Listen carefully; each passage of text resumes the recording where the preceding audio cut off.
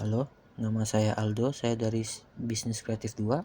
Di sini saya akan menjelaskan tentang perhitungan 6 sigma dengan soal yang saya buat, yaitu sebuah proses filling menargetkan 600 mili dengan spesifikasi pelanggan LSL, yaitu low specification limit 590 ml, USL atau upper specification limit itu 610 ml dengan target 600 ml. Ini diambil dengan 10 botol sampel sebagai berikut. Itu ada 596 605, 593, 607, 594, 607, 596, 605, 591 dan 608. Dengan soal hitunglah min atau rata-rata dari hasil ini, dan hitunglah standard deviation, hitunglah sigma dari ZUSL dan ZLSL, dan tentukan sigma level. Buktikan apakah proses ini 6 sigma atau tidak, dan berikan rekomendasi yang harus dilakukan agar proses mendekati 6 sigma. Langsung saja, untuk mencari min, kita harus menambahkan total dari semua ini. Jadi semua ditambah lalu dibagi dengan 10. 10 ini dari mana? Dari hasil ini. Karena ini ada 10 sampel. Jadi total ini dibagi dengan 10. Langsung saja. Lalu untuk mendapatkan hasilnya, yaitu dari sampel ini kita tambahkan lalu dibagi dengan jumlah sampel, yaitu 10. Jadi hasilnya yaitu 6002 dan dibagi 10. Itu dengan hasilnya 602 ml. Lalu kita akan mencari standard deviation. Itu kita harus mencari jarak antara ini dengan hasil ini. Semua kita hitung jarak ini ke ini ke ini, ke berapa ini ke ini, itu hasilnya berapa. Langsung saja. SD itu adalah standard deviation. Jadi 600,2 ke 596 itu adalah minus 4,2. Nah, ini adalah jarak dari sini ke sini. Nah, selanjutnya kita akan melanjutkannya sampai ke 608. Oke, jarak tempuh dari 506 sampai 608 ke 600,2. Yang kita dapat ini ada minus 4,2, 4,8, minus 7,2, 6,8, minus 6,2, 6,8, minus 4,2, 4,8, minus 9,2, dan 7,8. Selanjutnya kita akan mencari kuadrat. Jadi ini kita akan dikali atau dikali dengan pangkat 2.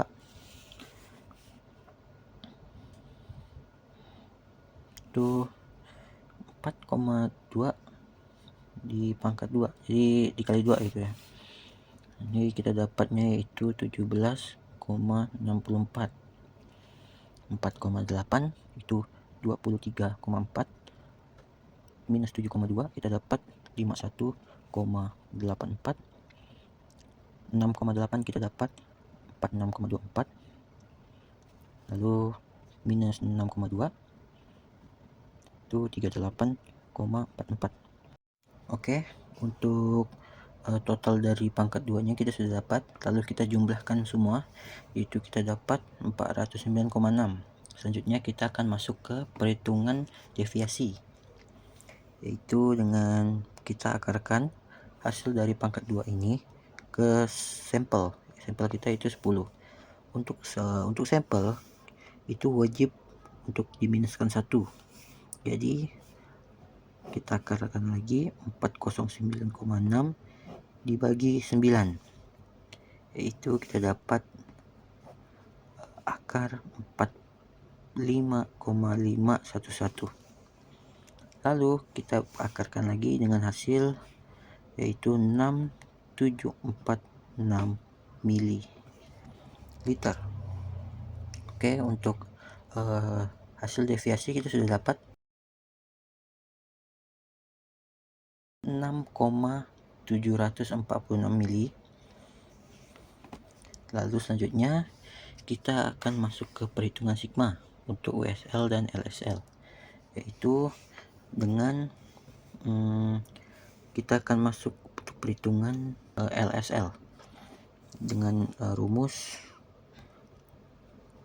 ZLSL sama dengan X atau rata-rata dikurang dengan low specification limit, lalu dibagi dengan S. S itu adalah standar deviasi yang hasil dari standar deviasi tadi ya. Jadi yaitu untuk rata-rata tadi kita mendapatkan 600,2. Jadi 600,2 dikurang dengan LSL. LSL ini adalah 590 ml. Jadi kita tambahkan lalu dibagi dengan S, yaitu hasil dari standar deviasi tadi 6746. Lalu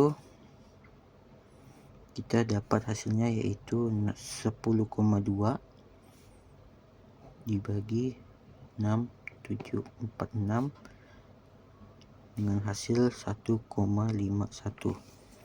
Oke, untuk LSL kita sudah dapat. Selanjutnya kita akan menghitung ZUSL. Untuk USL untuk yang depan di sini kita harus menggunakan USL dulu, baru dikurang dengan rata-rata. Kenapa? Karena nilai ini lebih besar dibanding dengan rata-rata. Selanjutnya itu kita bagi lagi dengan hasil dari standar deviasi. Itu USL di sini adalah 610.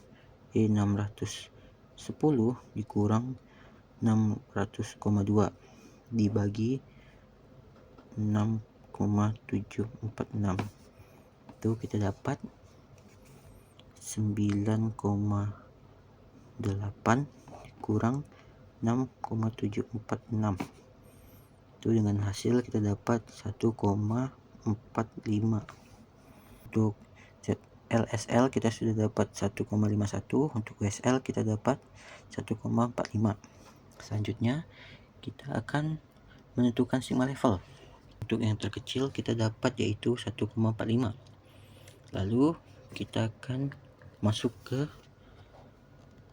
buktikan apakah proses ini 6 sigma atau tidak. Untuk pembuktian ini tidak termasuk ke proses 6 sigma karena secara angka ini kategori dengan nilai yang harus 6, masuk ke 6 sigma. Namun dalam perhitungan nomor 4 atau bagian D, di sini kita dapat 1,45, itu di bawah, dengan jarak rata-rata produksi dengan batas toleransi yang terlalu sempit jika dibandingkan dengan variasi produk S atau rata-rata ini 6,746. Jadi dengan nilai 1,45 ini, proses ini banyak menghasilkan produk yang cacat di luar batas 560 mili sampai 600 mili, yaitu USL dan LSL tadi ya. Jadi ini tidak termasuk ya, tidak termasuk.